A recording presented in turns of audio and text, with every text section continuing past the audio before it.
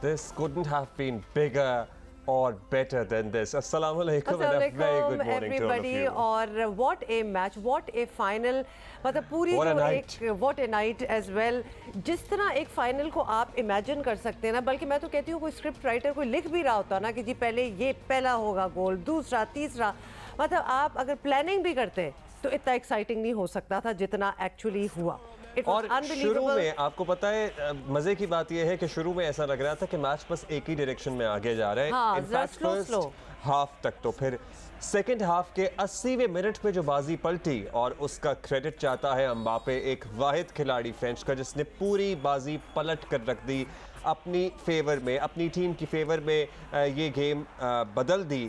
और Not क्या अब्दुल्ला, उसके बाद वो जो किया पहला फ्रांस ने गोल और उसके बाद दूसरा भी विदिन 60 सेकेंड्स, मतलब 2 मिनट के अंदर आप समझे कि 2 गोल्स, और उसके बाद तो बिल्कुल ही मामला जो था वो डिफरेंट हो गया, पलट गया, एक मुकाबला जो था वो शुरू हो गया। वरना फॉर अ वाइल देयर तो लग रहा था अर्जेंटीना हैज डन, ऐसा लग रहा था कि फ्रांस खेलने के मूड से ही नहीं आया भाई, एटलीस्ट फर्स्ट हाफ तक तो, एटलीस्ट मुझे तो ये लग रहा था। लेकिन अदरवाइज उसके बाद जो 80वें मिनट के बाद बाजी पलटी है और फिर एक्स्ट्रा टाइम और एक्स्ट्रा टाइम के बाद पेनल्टी किक्स तक मामला जाना, फिर हम ये कह रहे थे दिल में तो हम सब, एटलीस्ट मैं तो अर्जेंटीना को सपोर्ट कर रहा था कि ठीक है, वो मेसी को सपोर्ट हाँ मेसी को सपोर्ट कर रहे थे कि भाई Mbappe is just 24 years old और मेसी के करियर में सिर्फ एक है ये सुनहरी चीज़ जो रह गई है, ये सुनहरी ट्रॉफी की सूरत में जो अगर मिल जाए तो 4 चांद लग जाए, और वही कल हुआ। Because Mbappe has a long way to go, he would at least play for another 10-12 years, so I am sure उसको बहुत सारे मौके मिलेंगे। लेकिन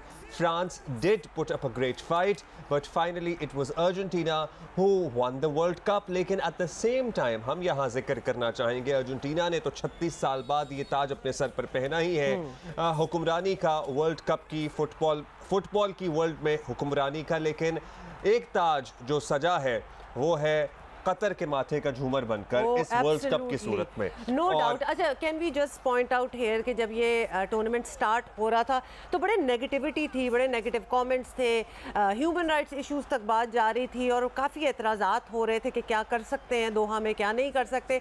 सब कुछ छोड़ दें, दुनिया आई भी और वो भी दंग रह गए, उनकी आंखें खुल गई कि भाई अरबों में, अरब वर्ल्ड में एक लव फॉर द स्पोर्ट तो है ही है, उसके बाद वो किस तरह फ़रोग देते हैं। क्या उन्होंने एक स्टेज सेट किया हुआ था for the world to come in and experience their hospitality and of course watch the matches as well.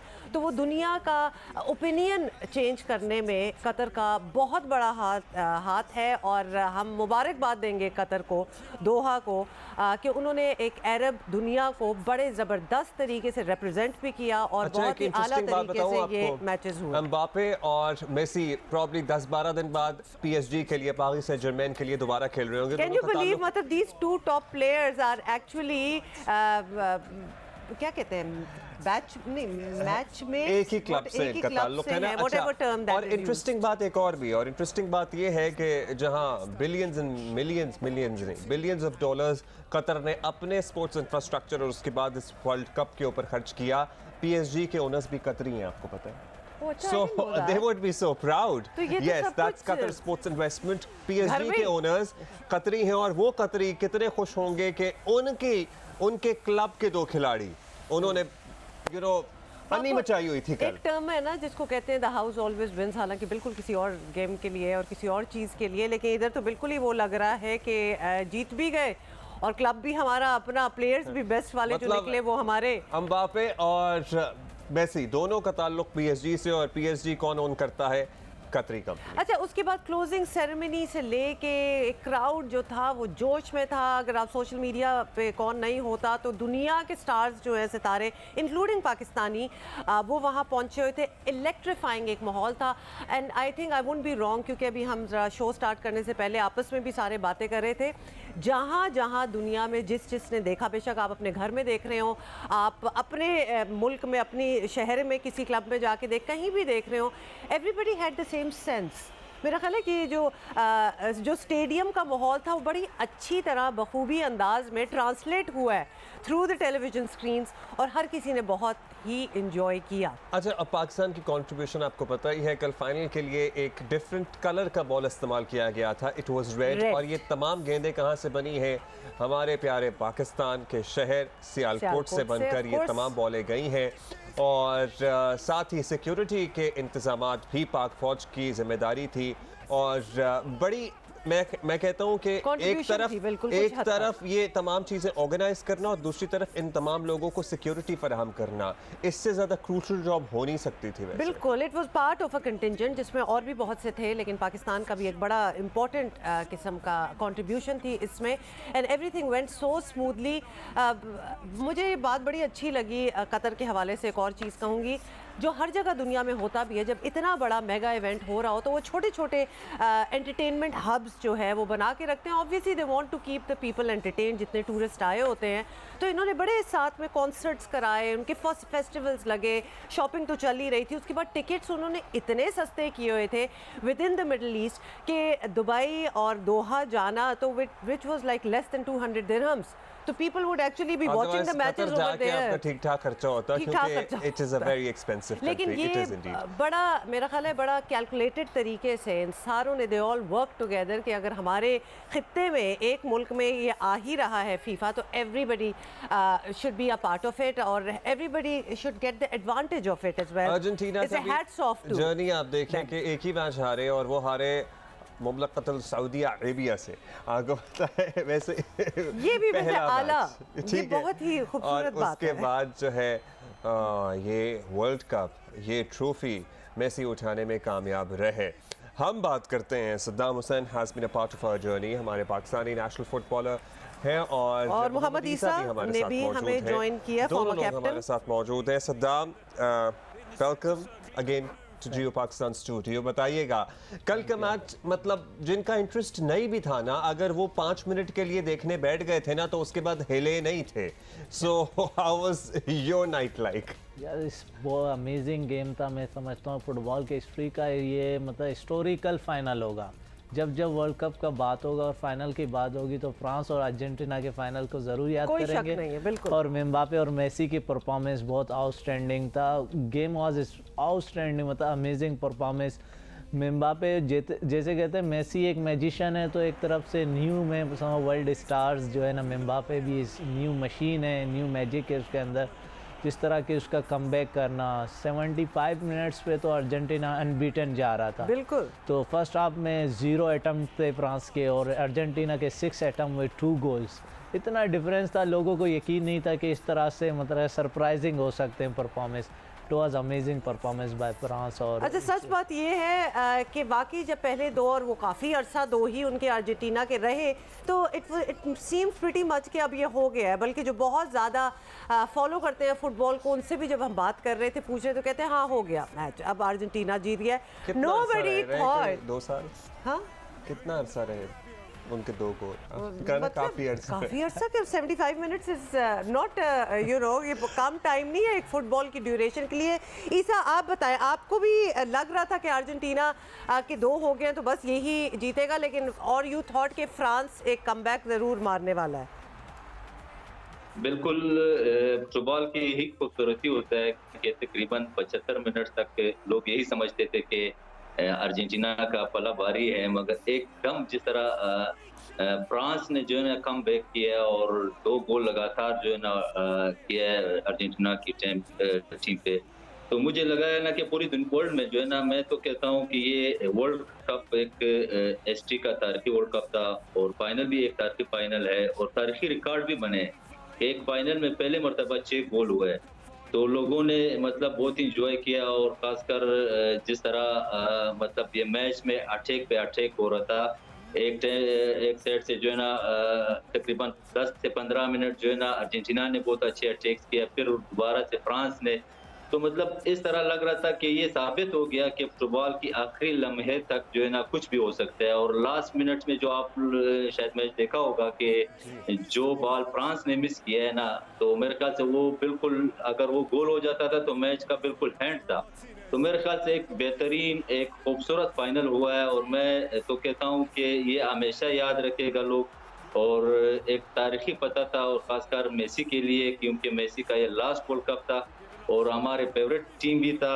यकीन करें कि हम खुद भी जो है ना, ये टाइम इस तरह गुजर नहीं रहा था, पूरा जो मैच शुरू था कि कब टाइम जो है ना खत्म होगा, मगर जब गोल ड्रा हुआ है था इंडीड, वो जो लास्ट गोल हो सकता था ना फ्रांस का, वो 4-3 से मुकाबला फ्रांस के हक में जा सकता था, लेकिन नहीं गया। अच्छा, वैसे पेनल्टीज में हमेशा जब बात आई, गेम ऑफ लक ही हो जाती है। पेनल्टीज में तो बाद में बात आई, हाँ। इससे पहले वाला मामला। अच्छा, अब ये बताइएगा हमें, सद्दाम के पेनल्टीज में भी क्या खूबसूरती से, अब बॉडी डॉज कहें उसे, क्या कहें, मतलब सीधा सीधा ही गेंद मारी है, कोई बहुत फनकारी नहीं थी, लेकिन वो गोलकीपर इधर उधर लुढ़कता रहा, गिरता रहा और आराम से गोल कर दिया अर्जेंटीना ने। ये सबसे बड़ी बात होती है पेनल्टी में। देखें, एक प्रेशर है मेसी के लिए, मतलब कि हर टाइम आके फर्स्ट पेनल्टी लेना और लास्ट पेनल्टी लेना बहुत इंपॉर्टेंट पेनल्टीज होते हैं।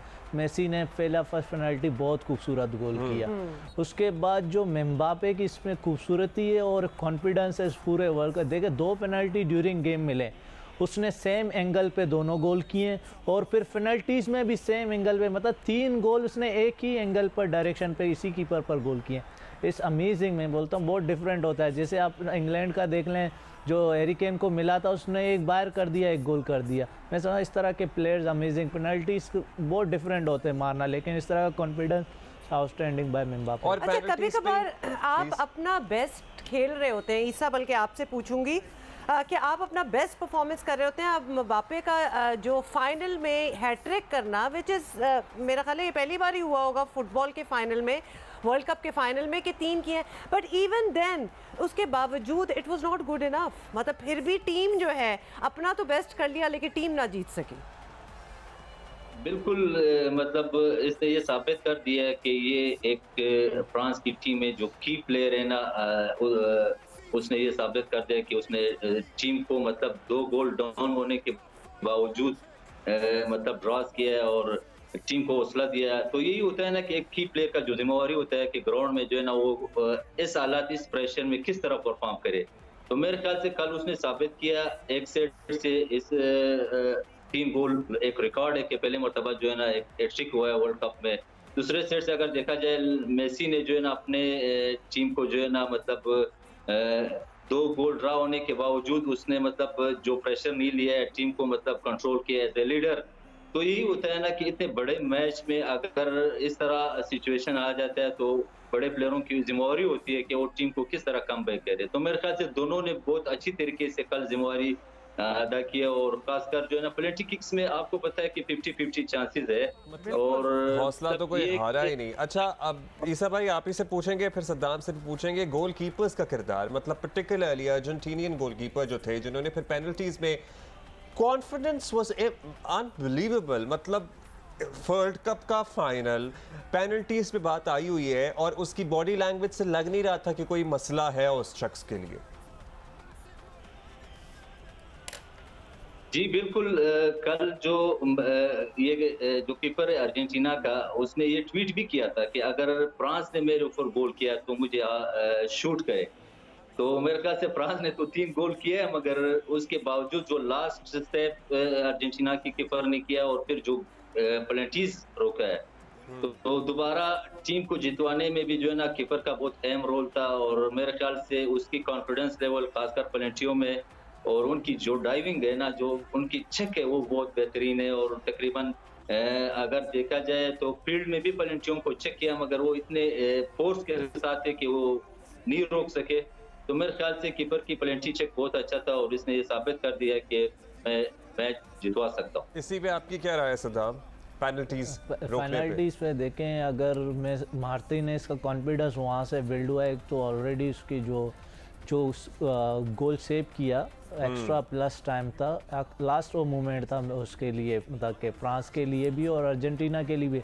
मार्टिनेज का जो ये सेव है, this was the game changer, और यही इनके चैंपियन होने का मतलब कि लास्ट ऑफ था। काफ़ी उससे कॉन्फिडेंस का बिल्ड हो गया। और पेनल्टीज़ में एडवांटेज होता है, जो ह्यूज कीपर होता है ना, थोड़ा इसका साइज़ बड़ा है, जब वो काफी बड़ा है। काफी बड़ा है, जब वो खड़ा हो जाता है तो काफी डिफिकल्ट होता है, ऑलरेडी 50-50 होता है तो कंफ्यूजन होता है प्लेयर्स को। फिर इस तरह के फाइनल और प्रेशर में तो काफी फिर एडवांटेज होते है इस तरह के कीपर्स को। अच्छा, एक बात तो तय है, अगर किसी को अगेन कोई फाइनल, इतने मैचेस, इतने मुल्क बीच में थे, वो सऊदी अरब वाला अपसेट भी बीच में आया, शुरू में तो अपसेट ही कहना स्टार्ट कर दिया था हमने इस पूरे टूर्नामेंट को, उसका एंड डिजर्विंग था कि ऐसा ही एंड होना चाहिए था। And I need to correct myself, पहले मैं कह रही थी कि म्बाप्पे का हैट्रिक जो है might be the only one in a final, लेकिन इंग्लिश टीम जी, इंग्लैंड के प्लेयर जेफ हर्स्ट ने 1966 में हैट्रिक की थी फाइनल के मैच में, तो ये हमारी टीम ने जल्दी से ये स्टैट भी निकाला। इसके अलावा coming back to the venue of the tournament, तो आपको जल्दी से याद दिला दें कि कतर ने इस टूर्नामेंट पर रिकॉर्ड 220 अरब डॉलर के अखराजात किए, जो कि अगर आपको इंस्टेंट कंपैरिजन दें तो 2018 में रशिया ने में भी होने वाला जो वर्ल्ड कप था उससे करीबन 20 गुना ज़्यादा, आप अंदाज़ा करें 20 टाइम्स मोर। इन्होंने तो पूरे स्टेडियम्स कंस्ट्रक्ट कर दिए ना, कितने ज़्यादा, इनके पास तो इस किस्म की चीज़ें थी नहीं, और अब ये बिड कर रहे हैं कतर। बाय द वे, अगर आपको पता हो कि ओलंपिक्स के लिए भी ये बिड कर रहे हैं इन द 2030s में जो होना है, 34 में या 36 में। फेदर इन द कैप तो ऑलरेडी आ चुका है, तो ये तो करके दिखाई दिया। और पता है फैंस के लिए भी बड़ा आसान था ये वर्ल्ड कप देखना एज कम्पेयर जो कि अगला होगा, क्योंकि वो 3 मुल्कों में डिवाइड होगा, मैक्सिको, अमेरिका और कनाडा में। यहाँ तो 1 घंटे के फासले पे मुख्तलिफ स्टेडियम्स थे, तो वहाँ तो घंटों की फ्लाइटें हैं। सो फैंस ने बड़ा इंजॉय किया है ओवरऑल इस जर्नी पे। अगर हम खुलासा लें आप दोनों से, Saddam, how was the tournament like? मतलब इतने अपसेट्स एक मुस्लिम मुल्क में होना, वो एलिमेंट, फिर ओवरऑल कि आपके लिए क्या हाईलाइट रहा है इस टूर्नामेंट का?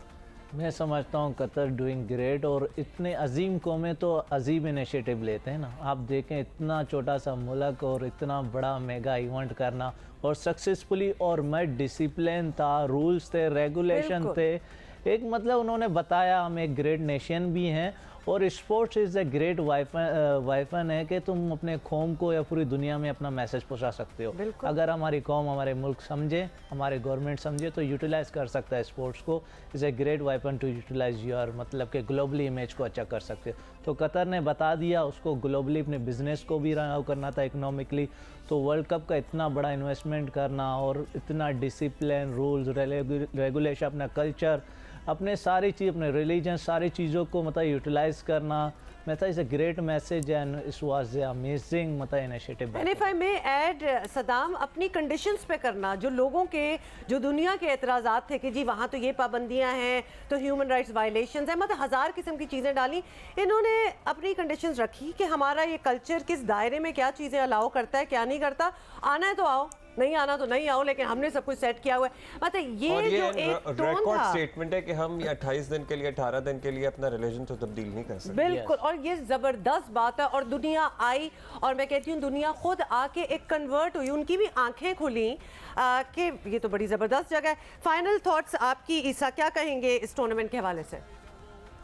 बिल्कुल, जिस तरह सदाम भाई ने भी कहा, और कतर ने ये साबित कर दिया कि एक कामयाब वर्ल्ड कप कराया, और मेरे ख्याल से अब ये चीज़ क्लियर हो गया कि ये अब इनकी नेक्स्ट जो टारगेट है वो ओलंपिक्स है। तो मतलब पूरी वर्ल्ड ने ये इतराफ़ किया कि जो कतर की ऑर्गेनाइजेशन थी, इतने बेहतरीन तरीके से और इतने बेहतरीन ग्राउंड, बेहतरीन फैसिलिटीज़, और साथ ही इसने अपने कल्चर को जो है ना नज़रअंदाज नहीं किया, इसमें एक अच्छा मैसेज दिया दुनिया को, एक इस्लामी मुल्क का। तो मेरे ख्याल से हम तो कहते हैं कि जो कतर गवर्नमेंट है और जो इनकी पूरा इंतजामिया और पूरी टीम है, हम उनको मुबारकबाद देते हैं। और इसमें जो खासकर हमारे पाक फौज की जो इसमें सिक्योरिटी का किरदार था, अगर देखा जाए पूरी वर्ल्ड कप में कुछ इस तरह का खुशगवार वाकया भी नहीं हुआ है, और बहुत अच्छे तरीके से मतलब पूरा वर्ल्ड कप फिनिश हुआ है। तो मैं कहता हूँ कि कतर ने ये साबित कर दिया कि ये ओलंपिक्स भी करा सकते हैं, वर्ल्ड कप भी करा सकते हैं, जो भी इवेंट्स हो दुनिया का, जो वर्ल्ड बड़े मेगा इवेंट्स है। तो क्योंकि इसके पास एक पूरा स्ट्रक्चर आ गया, तो इनके लिए कोई मुश्किल नहीं है, और इनके लिए पैसा का जो है ना, इसने पैसा इन्वेस्ट किया, कमाने का इसने सोचा नहीं है, सिर्फ अपने कल्चर को फरोग दिया, एक इस्लामी मुल्क जो है ना, एक इमेज बिल्डिंग की। और आई एम श्योर मतलब कमाया भी होगा, पूरी दुनिया से टूरिस्ट absolutely, है। अच्छा, लेकिन पैसों की चूंकि priceless बात ही है। हो रही है तो हम आपको बता दें कि अर्जेंटीना को मिले हैं $42 मिलियन। Only $42 million. फ्रांस को मिले हैं द रनर अप $30 मिलियन। और this is, ओवरऑल टीमों को जो पैसे मिले हैं, आपको बताया हर मैच के बाद, जीतने के बाद कुछ रकम दी जाती थी, रनर अप को भी $440 मिलियन जो है वो डिस्ट्रीब्यूशन जो हुई है। बहुत शुक्रिया Mohammed Isa for joining us, Saddam Hussain for being with us. क्या जबरदस्त journey guys. Thank you Saddam, absolutely, thank you for helping us out and making us understand also the nuances of the sport. साथ साथ हम आपको, मतलब ये कमाल की बात है, एक दफ़ा फिर बंदा हिल जाता है कि मतलब वो टीम जो कि सऊदी अरब से पहले मैच में हारी थी, वो टीम जो है वो ट्रॉफी लेके गई है फाइनल, और जो कि हमें पता भी था वो अपसेट था, ये तो हम एक्सपेक्ट कर ही रहे थे। लियारी ने भाई बड़ा ही एंजॉय किया ये फाइनल मैच। वैसे तो सभी ने किया, पूरे पाकिस्तान में लोग देख रहे थे। But you want to be in that crowd. मौसमी से फैन होते हैं, लेकिन लियारी वाले परमानेंट फैन है फुटबॉल के। तो ये जरा इनकी सेलिब्रेशंस देखें and the way they watch the match. पूरे उन्होंने पूरा इंतजाम किया हुआ था, आपको पता है ये स्टेडियम में मिनी स्टेडियम प्रॉपर सीन होता है ब्रो। और फिर आप फायरवर्क्स तो मिस करें। हाँ, फायरवर्क्स और झंडे और टी शर्ट्स, और मतलब मेसी के आपको पता है ना फिर कितने फैंस हैं लियारी में। या तो ब्राजीलियन सपोर्ट है, फिर अर्जेंटीना, उसके बाद जो है अर्जेंटीना, ऐसा ही है सदाब, अर्जेंटीना, फ्रांस, ब्राजील, पुर्तगाल। हाँ, पुर्तगाल। सो ये तमाम जो लोग हैं ना, तमाम जो टीमें हैं, पर्टिकुलरली स्टार फुटबॉलर जैसे रोनाल्डो हो गए, मेसी हो गए, एम्बापे भी अब हो गए, इनकी अब अपनी अलग से फैन बेस होती है। सो लियारी के भी क्या जबरदस्त मनाजिर थे। अच्छा जी, बहुत सी और भी हमें ट्वीट्स वगैरह भी आ रही हैं, and of course everybody has their own experience and comment to give, तो हम रास्ते में बीच में वो भी ऐड करते रहेंगे, आपको बताते रहेंगे। लेकिन we have a lot of other news stories. आज तो मंडे है, बहुत कुछ आपको पता है जमा हो जाता है। छोटी सी ब्रेक लेते हैं, ब्रेक के बाद मिलिए। Morning, good morning.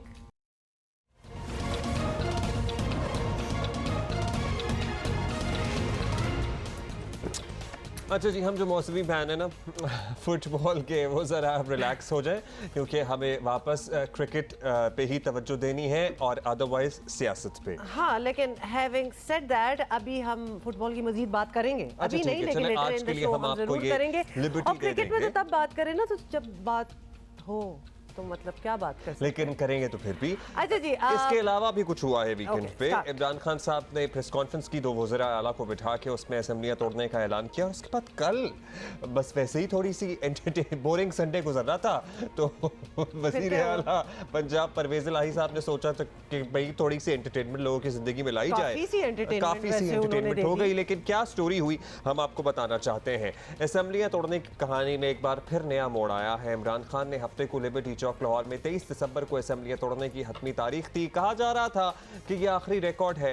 अब इमरान खान आखिरी कार्ड है जो एक्चुअली वो खेल लेंगे, लेकिन ये भी रिकॉर्ड का हिस्सा बनता हुआ नजर आ रहा है। करेंगे, यानी कार्ड पे आए। खान साहब जो है असेंबलियां तोड़ने का फौरी ऐलान कर सकते थे, लेकिन उन्होंने ऐसा नहीं किया, और इससे ये तासुर उभरा कि नून लीग तहरीक अदम एतमाद लाएगी और यूं मामला जो है वो लटक जाएगा, कुछ ऐसा लग रहा है।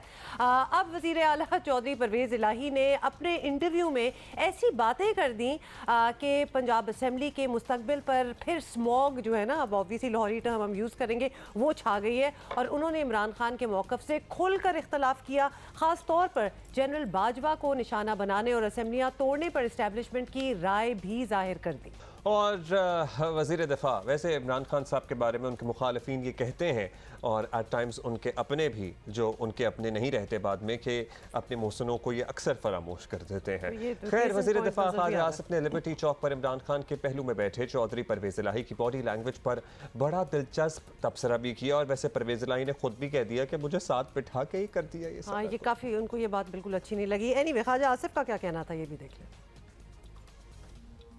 मैं साथ ये कहूंगा, आपने कल तस्वीर देखी होगी चौधरी परवेज़ इलाही साहब जिस तरह नाल पर साथ बैठे हुए हैं, जिस तरह बंदा लुट नहीं करता है उस तरह साथ बैठे हुए हैं। मैं इनके पास गया, इनको मैंने पार्टी ज्वाइन कराई, एक रात पूरी नहीं गुजारी हमारे साथ इन्होंने। अगर रहते तो आज जो हुआ है इज्जत के साथ आज भी चीफ मिनिस्टर होते। किसी की मर्जी के मुताबिक कभी इस्तीफा देना है, कभी इस्तीफा नहीं देना, कभी गवर्नमेंट तहलील करनी है, कभी नहीं तहलील, इस किस्म का कुछ ना होता। लेकिन ये चीज़ें भी अल्लाह ताला ने नसीब में लिखी होती हैं ना, कि किस वक्त इंसानों को इज्जत मिलती है और किस वक्त इंसान जो है रुसवा होते हैं। आज जो कल बैठा हुआ था वो तस्वीर जो है सारे सोशल मीडिया के ऊपर, दूसरी उनका खैबर पख्तूनख्वा का चीफ मिनिस्टर है, वो उनकी चीफ मिनिस्ट्री जो है, लेकिन कम अज कम चौधरी परवेज इलाही साहब के मुतालिक मैं कह सकता उन्होंने जी नहीं करता था कुछ चीज़ से। अच्छा जी, सियासत के पुराने गिरोह भी सरगर्म हो गए। ऑब्वियसली इस किस्म की चीजें हो रही हो तो सारे आ जाते हैं। और पहले कौन है सियासत के जरदारी साहब? तो हम सारे मैच देख रहे थे और वहाँ अपनी मीटिंग्स चल रही थी। तो पहले वजीर आजम शहबाज शरीफ ने काफ लीग के सरबराह चौधरी शुजात से मुलाकात की और बाद में आसिफ जरदारी ऑब्वियसली वो भी बीच में आ गए। उन्होंने कहा मैं भी पहुंच रहा हूँ। और चंद दिन पहले आपको याद दिला दे, चौधरी शुजात कह चुके हैं कि चौधरी परवेज इलाही से उनके राब्ते बरकरार हैं। तो ऐसी कोई बात नहीं है कि बिल्कुल ही the bridges have been burned और कोई बातचीत नहीं हो रही, बिल्कुल हो रही है। और कहानी में कब नया मोड़ आ जाए कुछ नहीं कहा जा सकता। हुकूमत की पूरी कोशिश है असेंबलियां टूटने से बच जाएं। अच्छा जी, क्या हो सकता है क्या नहीं, हम इस सूरत हाल पे जरा गुफ्तगू करेंगे, लेकिन एक मुख्तसर ब्रेक लेनी है। उसके बाद जरा इस कहानी के नए ट्विस्ट पर रोशनी फिर मुनीर फारूक हमें ज्वाइन करेंगे।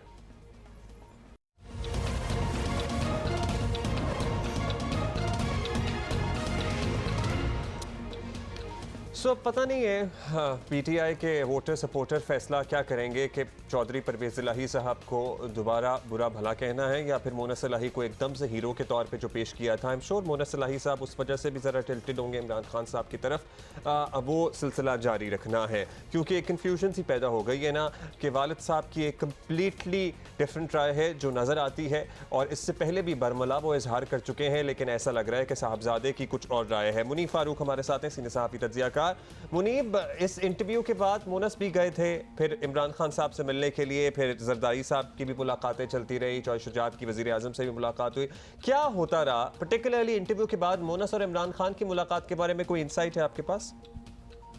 देखिए, अगर मुख्तसर तौर पे मैं बताऊं कि एक चीज़ ज़हन में हमें सबको पता रखनी चाहिए और एक बैकग्राउंड है कि जब पाकिस्तान तहरीक इंसाफ की हुकूमत बनी थी पंजाब के अंदर, तो और परवेज इलाही साहब उनके इत्तेहादी थे, तो शुरू में तो एक बड़ा डिफिकल्ट रिलेशनशिप रहा।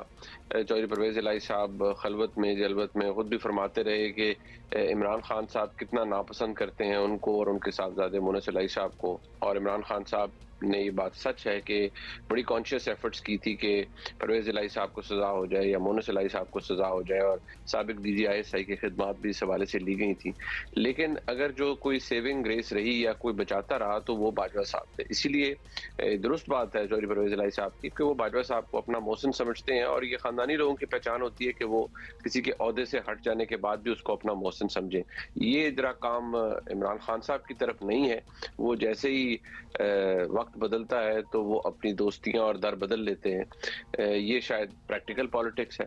लेकिन अब मसला ये है कि परवेज इलाही साहब के साहबजादे मोनस इलाही साहब समझते हैं कि उनका सियासी मुस्तकबिल पाकिस्तान तहरीक इंसाफ के साथ जुड़कर ही है और उसी तरीके से वो अपनी जमात को भी दोबारा रीस्टैब्लिश कर सकते हैं, अपने सियासी जो पावर है उसको भी ज़्यादा कर सकते हैं।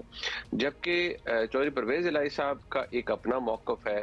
अगर जिस तरह उन्होंने कल फरमाया इंटरव्यू में कि उन्हें बुरा लगा कि उनकी मौजूदगी में बाजवा साहब को बुरा क्यों कहा गया, तो बाजवा साहब को बुरा तो पिछले 8 महीने से कहा जा रहा है। अब नाम लेके जनरल बाजवा का नाम लेके वो कह रहे हैं तो मीर जाफर मीर सादिक मेरी हुकूमत उल्टा दी, हाँ वो साथ बिठा के वो शायद उन्हें ज्यादा नागवार गुजरा और उन्हें तकलीफ हुई।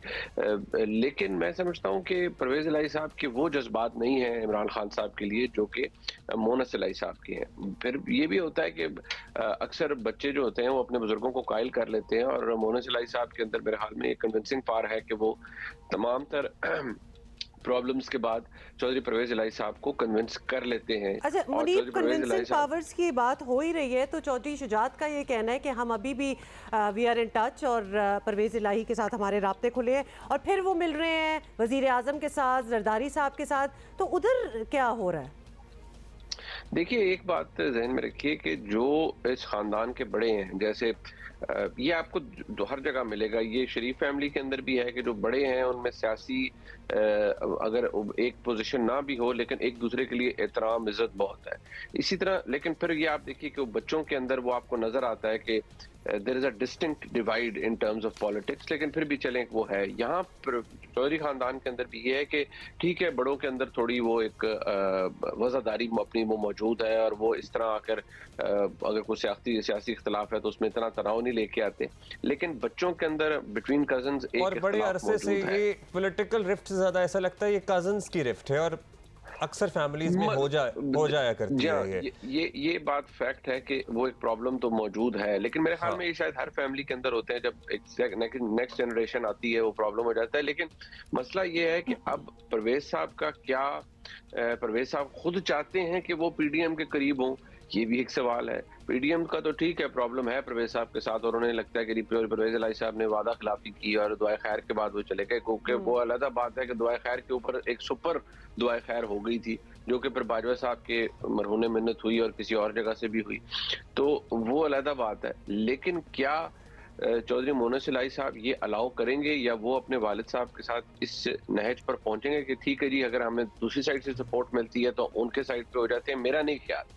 और मुझे लगता है कि इस वक्त एक ऐसी सिचुएशन बन चुकी है कि जिसमें ना पीडीएम के पास नंबर पूरे हैं, ना वो तरीके अदम एतमाद को कामयाब कर सकती है, और वजीर आला के लिए भी मुझे नहीं लगता हमजा शहबाज शरीफ साहब को इतने ज्यादा कीन है, क्योंकि जो उनके साथ पहले हो चुका है, तो मुझे नहीं लगता कि वो अब इस म्यूजिकल चेयर के अंदर हिस्सा लेना चाहेंगे। यहाँ पर मसला ये है, क्या होता हुआ नजर आ रहा है आपको? मतलब हमें लगता है कि ये काफ लीग तमाम तर बातों के बावजूद पीटीआई के साथ ही स्टिक करेगी, और पीडीएम भी शायद बहुत आसानी से ना मान पाए, और पीटीआई भी। और बात यह है कि politics is the art of the possible.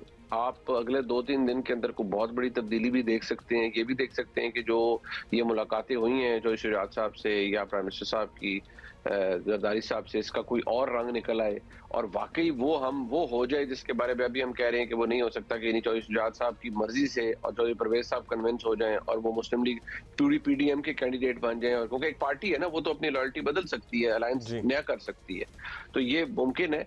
लेकिन मुझे लगता है कि अब वो एक क्रैक जरूर आ गया है इस इत्तेहाद के अंदर, जो पीटीआई का और पीएमएलक्यू का है, और things can never be the same again.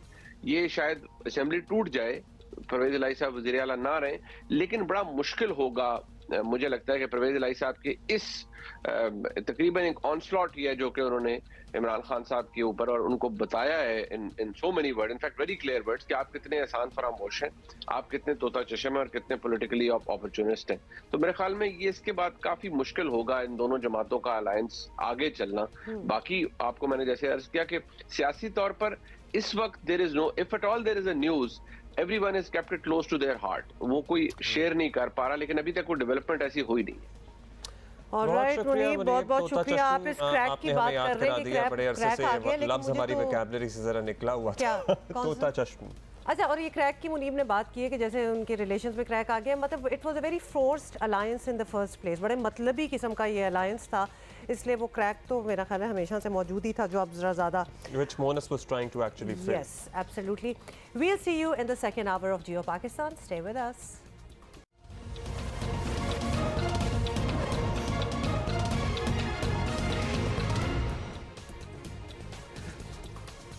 Welcome back ji, good morning once again. और वो जो गोट की जो जंग थी ना, जो बहस थी, मेरा ख्याल है कल इख्तिताम पजीर हो गई। तो मेरा ख्याल है बड़ी दुनिया को पता था ग्रेटेस्ट ऑफ ऑल टाइम कौन है, लेकिन कल यू आर राइट कि वो एक दफ़ा दोबारा से स्टैंप लग गया। फुटबॉल की दुनिया पर राज करने वाले, करोड़ों फैंस के दिलों की धड़कन समझे जाने वाले और भी बहुत जादूगर लायनल मेसी के शानदार करियर में बहुत सारी चीज़ें ऐसी हैं जो काबिल ज़िक्र हैं। सो कल के बाद जो कमी थी ना वर्ल्ड कप की, फीफा के वर्ल्ड कप की ट्रॉफी की, वो कमी भी मेसी के करियर में पूरी हो गई है। और बाय द वे कल एलन मस्क भी पहुंचे हुए थे। बिल्कुल, अब जरा सोशल मीडिया पे देख रहे हैं, बहुत से तो खैर नज़र आ रहे थे क्योंकि फोकस भी किया जा रहा था उन्हें स्टेडियम में, लेकिन बहुत सौ का अब पता चल रहा है कि कौन कौन था। Like anybody was there yesterday, मतलब बाकी बॉली हॉली अपने पाकिस्तानी स्टार्स तो सारे थे ही सज्जल, थे। महविश हयात और हुमायूं सईद की भी तस्वीरें बिल्कुल, देखी उनकी थी भी मैंने। तस्वीरें थी और लेकिन अब हम जरा और भी लोग देख रहे हैं। इट वाज पैक्ड, मतलब ये वो मैच था जो कि कोई मिस नहीं करने वाला अच्छा था जी, और वाकई नहीं पंजाब की सियासत में क्या कोई तब्दीली होने वाली है या नहीं? रहनुमा मुस्लिम लीग नून पंजाब आज़मा बुखारी साहिबा हमारे साथ मौजूद है। बाय द वे, PTI के लिए हमारा प्लेटफॉर्म, जियो न्यूज़ का प्लेटफॉर्म, जियो पाकिस्तान का प्लेटफॉर्म हमेशा हाजिर है। ये प्रोग्राम बराह रास्त नशर किया जा रहा है। अगर किसी मौजू पर वो अपना मौक़िफ़ देना चाहते हैं तो हमसे रब्ता कर सकते हैं, क्योंकि जब हम उनसे रब्ता करते हैं तो वो हमें नहीं जवाब देते। अच्छा जी, अज़मा कैसी हैं आप, क्या हाल है? अज़मा, मुस्लिम लीग नून एक दिन पहले तक तो बड़ी वाज़ेह पोजीशन में नज़र आ रही थी कि असेंबलियाँ टूटनी हैं तो बिस्मिल्लाह करें जी, तोड़ दें, बेशक इलेक्शन में मुकाबला कर लेंगे। लेकिन अब मुलाकातें जो हैं वो भी हो रही हैं, नज़र आ रहा है, स्टेटमेंट्स भी आउट हो रही हैं, कुछ तहरीके अदम एतमाद की तैयारियाँ भी नज़र आ रही हैं। तो क्या डर गए इलेक्शन से या यही तरीका बेहतर लग रहा है? जी बहुत शुक्रिया। मैं नहीं समझती कि इसमें डरने वाली कोई बात है। हमने हमेशा कहा कि जो है इलेक्शन के लिए हम हर वक्त तैयार हैं। अगर एक आईनी इख्तियार वज़ीर आला के पास मौजूद है कि वो असम्बली तहलील कर सकता है, लेकिन उसकी कोई आईनी कानूनी जस्टिफिकेशन होनी चाहिए। उसके बावजूद वो सिर्फ इमरान खान की ख्वाहिश के ऊपर जो है वो असम्बलियाँ तहलील करने के बारे में जो है वो फैसला कर रहे हैं, तो हमारे पास भी आईन ही ये इख्तियार देता है कि हम अदम एतमाद के जरिए जो है वो उसको रोकने की कोशिश करें। और इसके बारे में भी पार्टी लीडरशिप जो है उसने फैसला करना है कि ये कैसे जो है होगा, कब करनी चाहिए हमें। और इसके ऊपर क्या हमें सिर्फ इमरान खान की ख्वाहिश के सामने सरेंडर कर देना चाहिए, जिस तरह जो है वो उनकी इत्तेहादी पार्टी भी, उनकी अपनी पार्टी भी जो है वो सरेंडर कर चुकी है सिर्फ उनकी ख्वाहिश के ऊपर। तो मेरा ख्याल है कि ये मुनासिब नहीं है। सो जो हमारा इख्तियार है वो हम इस्तेमाल करेंगे और इलेक्शन से कोई नहीं डरता, ना हम घबराते हैं। हम इलेक्शन के लिए बिल्कुल तैयार हैं और अगर असम्बली डिसॉल्व होती है तो बिल्कुल इलेक्शन लड़ेंगे। अच्छा अज़मा साहब, ये बताइएगा, चौधरी परवेज़ इलाही का बयान कल सभी ने सुना, बड़ी खबरें बनी उसकी भी, बड़े सख्त रिमार्क्स है और ये तासुर मिला कि वो नहीं चाहते खुद भी कि असम्बलियाँ टूटें। अगर ऐसा है और अगर आप लोग तहरीक अदम एतमाद लाते हैं तो आप तो उनकी मदद ही करेंगे। देखिए, इमरान खान साहब और परवेज़ इलाही साहब के बीच में क्या चल रहा है ये तो जाहिर है इसका जवाब वही दे सकते हैं, लेकिन हम उनकी मुआवनत करेंगे नहीं। मैंने जैसे पहले भी गुजारिश की थी कि ये 12 करोड़ की जो है आबादी की नुमाइंदा असम्बली है और इसके ऊपर जो है वो इमरान खान साहब को ना इस मुल्क से कोई लेना देना है, ना इस मुल्क की असम्बलियों से कोई लेना देना है। वो हर वक्त हड़ताल पे रहते हैं। वो जब 2014 से वो कंटेनर पे चढ़े हुए हैं, जब वो वज़ीर आज़म थे वो तब भी कंटेनर पे ही चढ़े हुए थे। और इसमें हम अपना फर्ज अदा कर रहे हैं जो एज ए ऑपोजिशन हमें करना चाहिए। इसमें मुआवनत की तो कतन जो है मैं नहीं समझती कि ये कोई कॉन्सेप्ट निकलता है। और इन दोनों को आपस में मुआवनत करनी है एक दूसरे की। इमरान खान और परवेज़ इलाही को देखे कौन किसकी मुआवनत करता है और करता है नहीं करता है। लेकिन अगर इनको, जैसे मैंने कहा, आईनी इख्तियार है असम्बली तोड़ने का, तो हमारे पास आईनी इख्तियार है कि हम अदम एतमाद के जरिए जो है वो इनको जो है वो रोकने की कोशिश करें। और फिर ये है कि हमारा ख्याल ये है कि बहुत सारा अनरेस्ट मौजूद है PTI के अंदर और वो लोग नहीं चाहते हैं कि असम्बली डिसॉल्व हो। सो उनके लिए भी एक मौका है कि वो ये शो कर सकें कि वो असम्बली तोड़ने के हक में नहीं है। अच्छा आज़मा, खान साहब और परवेज़ इलाही का वाहिद इख्तलाफ जो है वो साबका इस्टेब्लिशमेंट से मुतालिक बयानात पर है। और अगर देखा जाए तो साबका इस्टेब्लिशमेंट से नून लीग को भी बहुत शिकायतें रही हैं इन द पास। तो अगर आप लोगों ने यू टर्न नहीं लिया तो फिर तो चौधरी परवेज़ इलाही के साथ आपका चलना बहुत ही मुश्किल होगा। तो ऐसा ही कुछ सोच है? नहीं, मेरा नहीं ख्याल कि ये सवाल इस तरह से मुनासिब है। देखिए, हमने इस्टेब्लिशमेंट के रोल के ऊपर हमेशा बात की और जो है वो उसके ऊपर हमें खुशी ये है कि उसकी तस्दीक कर ली गई और कहा गया है कि वो अब नॉन पॉलिटिकल हैं, वो सियासत के अंदर उनका दखल नहीं होना चाहिए, तो वो नहीं होगा। और इसके बाद यकीनन गलतियां उन्होंने खुद एक्सेप्ट की हैं और वो खुद कहते हैं हमसे गलतियां हुई हैं और गलतियों को सुधार कर अगर आगे बढ़ा जाए तो उसमें कोई मजायका नहीं होता। सो इसमें परवेज़ इलाही साथ चलेंगे नहीं चलेंगे, और परवेज़ इलाही साहब की एक अपनी सियासत है, वो अपनी सियासत करने के उनको बिल्कुल हक है, वो कर सकते हैं।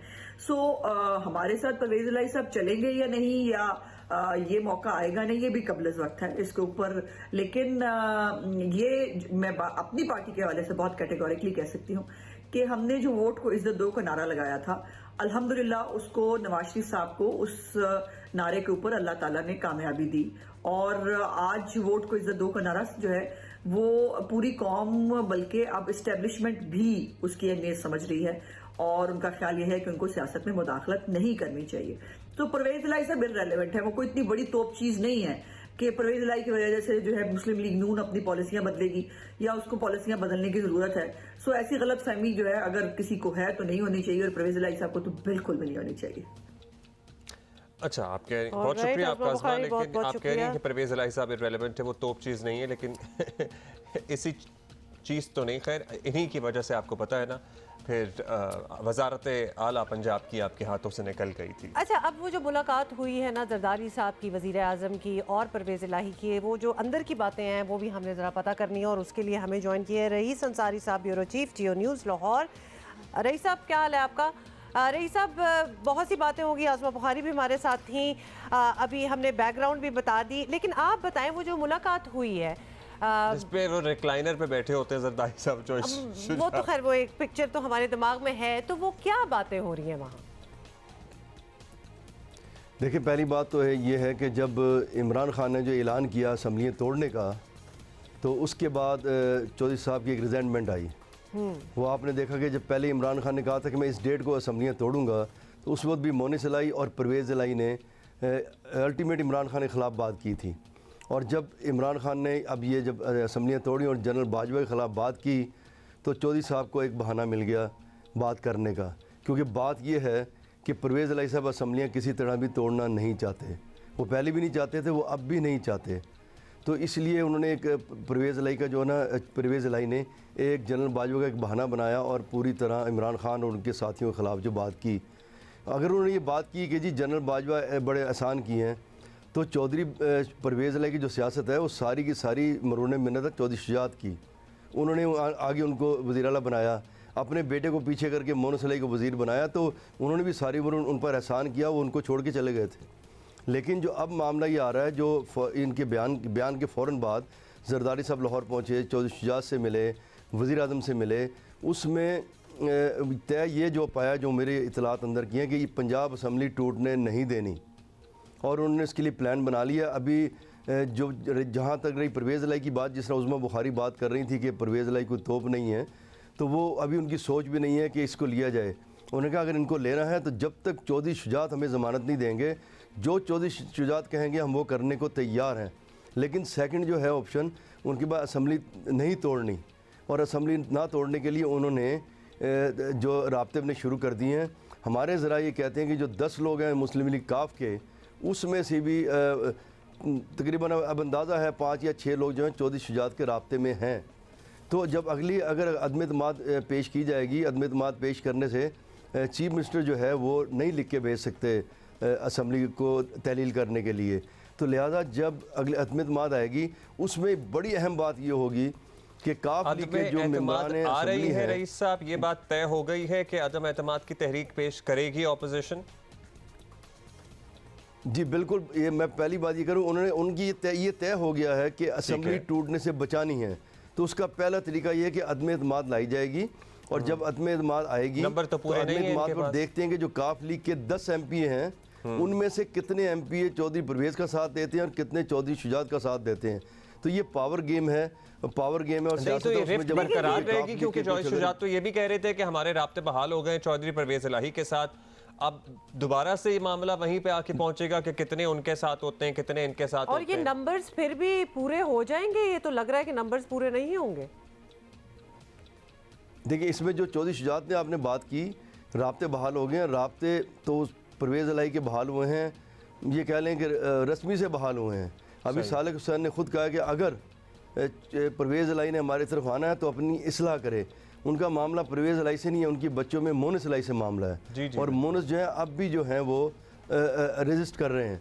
तो लिहाजा जो आप नंबर गेम की बात कर रहे हैं, नंबर गेम जहाँ तक मुझे लगता है, जो मैंने आपको बात की कि जब दोबारा एतमाद के वोट की बात आएगी, तो अब 10 में से अगर 6 पार्लिमानी पार्टी के लोग ये फैसला करें कि हमने परवेज़ के साथ नहीं जाना, हमने चौधरी शुजात के साथ जाना है, तो फिर मामला और निकल जाएगा। और इसी तरह अगर 4-5 MP गैर हाजिर हो गए तहरीक इंसाफ के, तो उसमें पलड़ा जो है वो नून लीग की तरफ चला जाएगा, क्योंकि पंजाब असम्बली का ये रूल है कि अगर आप वहाँ वोटिंग होगी, पहले रन में 186 ना मिलें तो वोटिंग का सेकंड रन होगा और उस सेकंड रन में जिसकी ऐवान की मेजॉरिटी है वो ले जाएगा उसमें। अच्छा, इसलिए जो सारे रईस साहब ये बड़े बड़े दावे कर रहे थे, राना सनाउल्लाह भी, दीगर लोग भी, कि भाई ठीक है इलेक्शन कराएं, असेंबली तोड़ें, हम तैयार हैं, मियाँ नवाज शरीफ आके कैंपेन करेंगे, तो फिर ये बस दावे ही थे।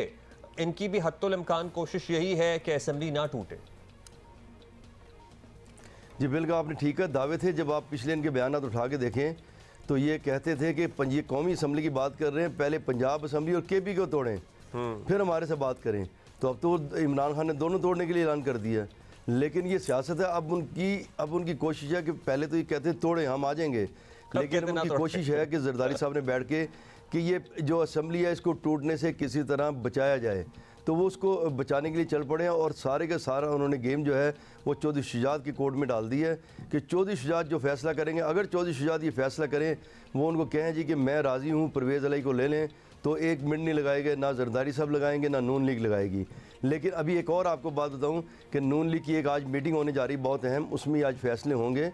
लेकिन नून लीग के अंदर एक बड़ी तादाद है जो इस मामले में रजिस्ट कर रही है और मज़ामत कर रही है कि परवेज़ अलई को क्यों लिया जाए। अगर परवेज़ अलई को लिया तो हमारी सियासत ख़राब होगी। लिहाजा आप चौधरी शुजात से बात करें, काफ लीग के लोग जो हैं उनके साथ मिल जाएं, तो ये इतनी असम्बली आराम से बन सकती है। क्योंकि आप देखें जो नून लीग है, मुत्तहिदा अपोजिशन है, उसके पास 180 हैं उनके पास। और अगर काफ लीग दोबारा अदम एतमाद में सिर्फ 6 वोट इस तरफ आ जाएँ चौधरी शुजात के साथ, तो 186 पूरे हो जाएंगे काफ लीग के। तो अब ये देखने वाली ज़्यादा तहरीक इंसाफ के लोगों से बात करने की उन्हें ज़रूरत नहीं रहेगी। उनके पास भी 180 हैं, तहरीक इंसाफ के पास भी, मुत्तहिदा अपोजिशन के पास भी 180 हैं। ये सिर्फ 6 वोट इधर होंगे या उधर होंगे। तो अगर 10 वोट धुआंधार इंटरव्यू के बाद मैनेज कर जाएं, चौधरी शुजात ने जिन तहफ़्फ़ुज़ात का इजहार किया और खुलकर किया, पहले भी कर रहे थे, मतलब कल तो फटी पड़े, उसके बाद मोनस जाके मिल के आए इमरान खान साहब से, तो क्या वो माजरत करने जाते हैं कि मैं अबू को अकेला आइंदा से नहीं छोड़ूंगा किसी भी जर्नलिस्ट के साथ, या फिर वो अपना को मौक़िफ़ बयान करने जाते हैं? कुछ है इत्तला इस सिलसिले में? जी, उसमें मैं ये बताता चलें कि जो अभी आपको मैंने बताया कि जो मोनी सलाई है ना, हाँ, वो चौधरी साहब के ज़ेर तसल्लुत नहीं जाना चाहते हैं, चौधरी शुजात के। जी, तो क्योंकि उनकी बच्चों की आपस में बनती नहीं है, वो इमरान खान के ज़ेर तसल्लुत जाना चाहते हैं, तो वो इमरान खान की तरफ जाके ये कहते हैं। क्योंकि मैं आपको थोड़ा सा और एलेबोरेट कर दूं, वो इमरान खान की तरफ इसलिए जाना चाहते हैं कि चौधरी साहब की तरफ आएंगे तो उनकी सियासत वही आएगी जो चौधरी शुजात चाहेंगे। लेकिन इमरान की तरफ जब आएंगे तो उन्हें कुछ सीटें मिलने का इम्कान है कि जहाँ तक मेरी इत्तला है कि मोनी सलाई का एक सेक्रेटरी है गुजरात में, उसके नाम से कोई पार्टी भी रजिस्टर्ड हुई है, मेरी इत्तला है, अभी इसको कन्फर्मेशन करनी है।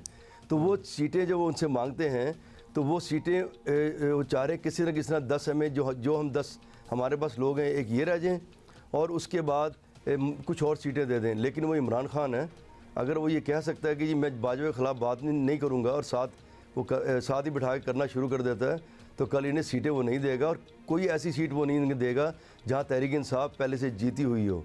ये इनकी भूल है कि इमरान खान आपसे वादा करके और वो वफा कर जाएंगे। वो वादा करके वो रात को और वादा करते हैं और अगले दिन वो कोई और उसमें उल्ट बात कर देते हैं। तो ये इनकी ख्याल है, क्योंकि वो देख रहे हैं कि अगर हम चौधरी शुजात की तरफ गए मोनी सलाई तो हमारी सियासत तसल्लुत रहेगा चौधरी शुजात का। अगर इमरान के साथ रहेंगे तो हमारी एक सेपरेट एंटिटी बनी रहेगी। लेकिन जब ये अगर असम्बली इसने तोड़ी, जो नज़र नहीं आ रहा कि टूटने जा रही हैं, तो उसमें इमरान खान जो हैं उनके साथ चलने के लिए मोनी सलाई तैयार हैं। वो कल जो बात हुई उन्होंने ये कहा कि रस्मी तौर पे कि अभी आप बात ना करें, परवेज़ साहब नाराज़ हैं, तो हम ये असम्बली टूट ले, फिर उसके बाद बैठ जाते हैं आपके साथ सीटिंग अरेंजमेंट की। ये सीटें मांगते हैं 20 से 25, तो सीट से 20 से 25 तो मिलनी कोई नहीं है। हो सकता है कि 10-12 ऐसी सीटें देंगे जहाँ कुछ ये जीते हुए हैं या बहुत मार्जिन से तहरीक इंसाफ हारी हुई है, वही सीट इन्हें मिलेगी। इमरान अपनी सीट इन्हें कोई नहीं देगा। तो इनकी है ज़्यादा सीटों की, लेकिन शायद ही पूरी हो। बहुत शुक्रिया आपका रईस अंसारी साहब।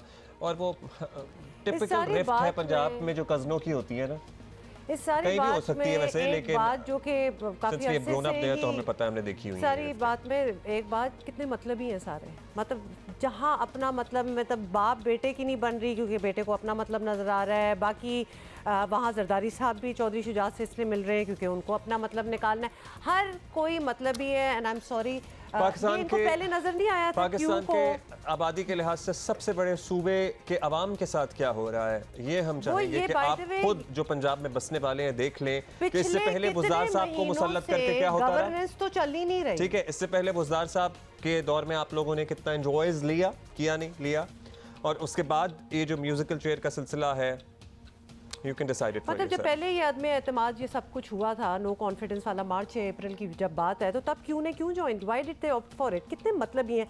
और क्या इन लोगों को पता था कि कितनी ड्यूरेशन के लिए होंगे, कि अभी जरा अपना मकसद पूरा कर लें, बाद में देखेंगे क्या करना है। और पीटीआई ने भी ये किया कि आ जाओ तुम हमारी तरफ, हालांकि वो क्या कहते थे इनके बारे में।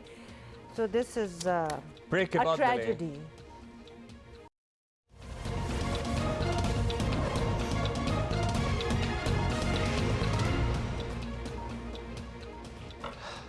Welcome back. और बड़े this is going to be a musical Monday. Yes, this is वादा गोइंग टू बी हमारा। अ म्यूजिकल मंडे, क्योंकि हमारे लाडले अशमान नईम हमारे साथ कराची स्टूडियो में मौजूद हैं। अब ये लड़का इतना बड़ा हो गया है कि ये कॉन्सर्ट के लिए कराची आना शुरू कर दिया है इसने, अंदाजा लगाएं, मतलब इतना सा था और टेबल से भी छोटा कहीं। अच्छा, सो और we have been in conversation. Ashman तो ऑब्वियसली आपको पता है पहली बार हमारे ही इस प्लेटफॉर्म पे आया था और फिर एक धूमें ही मच गई दुनिया में, लेकिन हमारी मुलाकात नहीं हुई थी पहले। So we are also very happy कि हम आपकी मुलाकात भी करा रहे हैं और हमारी भी हो रही है। सो वी आर लेकिन जॉइंड literally बाय, मुझे तो इतनी दफ़ा मिल चुके हैं कि मुझे एहसास ही नहीं हुआ कि हम फेस टू फेस पहली दफ़ा मिल रहे हैं। हाँ, लेकिन मुझे ये मैंने कंफर्म किया क्योंकि बाकी अब तो आपको पता है कि आप मिल भी सकते हैं विदाउट एक्चुअली मीटिंग। तो Ashman is with us in the studio. अस्सलाम वालेकुम। वेलकम, क्या हाल है अशमान, कैसे और हो? उनके साथ उनके दोस्त, उनके कज़न, जो इंस्टाग्राम वीडियोस जो इनकी अक्रॉस द बॉर्डर और पूरी दुनिया में वायरल होती हैं, राव दिलावर, इनके हम नवा इनके साथ है बेसिकली। हम नवा इज अ गुड वर्ड। अस्सलाम वालेकुम, welcome both of you.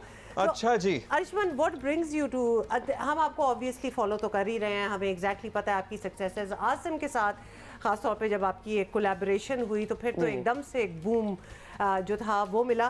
Karachi कैसे आए? कराची में कॉन्सर्ट के लिए आया था, पहला कॉन्सर्ट? पहला कॉन्सर्ट था। First paid concert. या लवली, उसकी क्या फीलिंग होती है, मतलब एक प्रेशर होता है या क्या था? मुझे प्रेशर नहीं था सीरियसली, क्योंकि मुझे जो है ज़्यादा एक्साइटमेंट थी कि यार पहला कॉन्सर्ट है, फिर इतने बड़े आर्टिस्ट के साथ है, कैफी खलील हो गया, आसिम भाई हो गए, तो काफ़ी जो है ना आर्टिस्ट के साथ और था। इतने सालों से तैयारी भी तो आपकी चल ही रही है, हाँ, मतलब आप बिल्कुल, ये भी इंतजार है। में थे कि ये मौका कब मतलब आएगा। स्कूल कॉलेज के फंक्शन से निकल के एक्चुअल कॉन्सर्ट में कराची में परफॉर्म करना, कहीं तो प्रेशर होगा थोड़ा बहुत? नहीं था। बिल्कुल जब स्टेज पे गए तो बिल्कुल चिल थे, बहुत चिल था। बिल्कुल बहुत ज़्यादा। और ये जो चले आसिम के साथ तो आपकी कोलैबोरेशन हो गई, दोस्ती भी है, वो आप उन्होंने समझ लें अपनी शागिर्दी में लिया हुआ है आपको। कैफी खलील वगैरह भी आपको पता ही है, क्या ज़बरदस्त उनके गाने ने, कहानी से उन्होंने धूम मचाई हुई है। वो आपसे मिले मिले तो उन्होंने पहचानते थे आप? पहचाना, और उन्होंने कहा मैंने आपकी वीडियोस कुछ देखी हैं। How nice is that. देखिए ये रिकग्निशन मिलना कि लोग अच्छा लगता है, अच्छा लगता है। देखें और एक बड़ा पहचानें। आर्टिस्ट आप छोटे आर्टिस्ट को एक जानता हो। और वो जो इंस्टाग्राम पे बड़े बड़े आर्टिस्ट अक्रॉस द बॉर्डर भी आपको रीपोस्ट करते हैं, मतलब यकीन आता, अब तो रूटीन हो गया होगा, लेकिन पहले क्या फीलिंग होती थी, किसको जाके बताते थे? पहले तो मैं इनको कॉल करता था हाँ। कि यार इन्होंने बी प्राक ने हाँ। एक वॉइस मैसेज मुझे भेजा था, फिर आयुष्मान खुराना उन्होंने भी मुझे एक वॉइस मैसेज भेजा था, तो मैं बस कहने पागल हो गया था कि यार क्या कहा था वो इस मैसेज में आयुष्मान खुराना ने? उन्होंने कहा था कि I wish to record something for you और you are blessed, I can see your bright future. इस तरह की बात। जबरदस्त जबरदस्त, क्योंकि उन्होंने ये जिनकी अदाकार की बात करें, who was huge in Bollywood, तो खुद उन्होंने भी अपनी बड़ी पहली अच्छी मूवी आवाज़ में है। खुद गाना गाया था जो कि बहुत ज़्यादा हिट हुआ था। So he knows what he is talking about. Rao से इसलिए हम बात करेंगे कि मतलब आपके कज़न छोटे कहाँ पहुँच गए, और साथ अपना टैलेंट हो तो खुद को भी मौका मिल जाता है, ऐसा ही है? एग्जैक्टली, बिल्कुल, मतलब एक्सपोजर काफ़ी मिला है इधर कराची आके, डिफरेंट सेलिब्रिटीज से मिलके, तो काफ़ी अच्छा लगा। ये इंस्टाग्राम की पहले वीडियोस नहीं करता था। जी जी। ये किसका आइडिया था, किसने इसको मतलब बेसिकली हम दोनों का ही था, अगर मैं सही बताऊं तो। हाँ। We used to do live videos of Instagram. तो जरा रीसेंट फिनोमेना है आपका, बहुत अरसे बीच में, क्योंकि जियो पे तो कब से आया हुआ है, उसके बाद नहीं उसके किया। बाद फिर इतना सुनने में नहीं बीच में आया। फिर क्या हुआ? बिल्कुल हमने ऐसे किया कि हम लोग रोजाना रात को बैठने लग गए, और हमने कहा चाहे जितने मर्जी व्यूअर्स आए ना लाइव वीडियो पे, and it used to be around 5 to 10 viewers every time, not more than that. तो उसके बाद अचानक से ही हुआ है जो हुआ है, सिलसिला खुल गया। हम कवर्स पोस्ट करते रहे और व्यूज आते गए और आज हम यहाँ हैं। देखिए consistency also counts a lot, कि आप करते रहें तो चीज़ फिर वो चल पड़ती है। चलें कुछ सुनते हैं फिर शुरू करते हैं, मेरा ख्याल है। चलें यकीन करते हैं। आज दिल दुखा है, तुम याद आए, अनजाने लोग हैं, अपने कहाँ ढूंढ पाए। अब अगर तुम मिले तो इतना यकीन है, हंस देंगे हम तो, रोना नहीं है। ढलती नहीं आंचल जो तेरा सिमट जाए, आप यहाँ हमेशा रहे, दूरी रहे ना हो फासले। How beautiful, thank you. क्या खूबसूरत आपकी आवाज़ है, और बंदा एकदम बस मगन ही हो जाता है कि दिल चाहता है आप गाते रहें और आप बीच में रुक गए। लेकिन अर्शमन ये ज़रूर बताएं कि जब हम बहुत पहले हमारी मुलाकात हुई और आप हमारे शो पे आए और आतिफ असलम का ही आपने गाना भी गाया था मशहूरी, तब हम बातें कर रहे थे, तो तब आपकी एस्पिरेशंस थी कि गाना तो चलता ही रहेगा, सीखता रहूँगा, लेकिन डॉक्टर भी बनूँगा और बहुत सी और भी चीज़ें थी। तो इतनी स्टारडम अगर एकदम से मिल जाए तो उसके बाद वो वाले एम्बिशंस और वो जो आपके गोल हैं वो रहते हैं या फिर नहीं? मेरे हैं, लेकिन अब वो एक साइड गोल है। साइड गोल बन गया है, मेन ये चीज़, मेन अब ये है। तो अब काफ़ी लोगों के साथ कर लिया, मिल भी लिए, क्या करना चाहते हो? कोई ओरिजिनल ट्रैक के लिए कोई तगोदौ शुरू कर दी है ऑलरेडी? किसी म्यूजिशियन से, किसी प्रोड्यूसर से राब्ते में हो? प्रोड्यूसर से बिल्कुल हूँ मैं, और अभी बस कराची में अभी 2-3 दिन स्टे इसीलिए है ताकि कोई ओरिजिनल ट्रैक कोई बना सके, कोई ओरिजिनल ट्रैक बना तो मुलाकातें वगैरह आपकी हो मुलाकातें रही हैं। हैं। और ख़ासतौर पे हमारे ड्रामास के OST में तो बहुत ऐसी गुंजाइश होती है कि नए टैलेंट को, तो उसमें हम आपको सुन अभी सकते कोशिश तो जारी है। अभी देखिए आज आप इधर बैठे हुए हैं ना, तो लोगों को पता भी चल जाएगा कि आप भाई कराची आयुष्मान में मजीद हैं 3 दिन और कराची पे मौजूद हैं, तो कराची में आपको पता ही है इंडस्ट्री एक यहाँ मौजूद है, और यहाँ जितने भी म्यूज़िक प्रोड्यूसर्स हैं, कंपोजर्स हैं, लिरिसिस्ट हैं, जो ड्रामा राइटर्स एंड प्रोड्यूसर्स हैं, इस लड़के को पकड़ लें, हम आपको बता रहे हैं, बाद में आपको टाइम नहीं मिलना, डेटें नहीं मिलना। बिल्कुल इसने टाइम नहीं देना, बल्कि ऐसा ही होगा। अबू अम्मी अब मतलब हैप्पी हैं, खुश हैं आपके साथ कि आप का, क्योंकि ये तो बड़ा आपका फुल टाइम ही करियर हो गया। स्कूल जाते हो तो क्या रिस्पॉन्स होता है सबका? छोटे छोटे बच्चे आके मिलते हैं, तस्वीरें खिंचवाते हैं? नहीं, तस्वीरें नहीं, वो सिग्नेचर्स वगैरह लेते हैं। ये खूबसूरत बात है, अर्शमन बड़ा हो गया, छोटे छोटे बच्चे, कल तक खुद छोटा सा था तो अब बाकी छोटे छोटे। अच्छा, एक फरमाइश मैंने आपसे करनी है, आपकी बड़ी इंस्टाग्राम पे वायरल हुई थी वीडियो ओरे पिया वाली, जो म्यूज़िक में इंटरेस्टेड है और सोशल मीडिया पे भी होता है, नई म्यूज़िक को फॉलो भी करता है, वो डेफिनेटली अर्शमन को ज़रूर जानते होंगे और अब मज़ीद मेरा ख्याल है जानेंगे।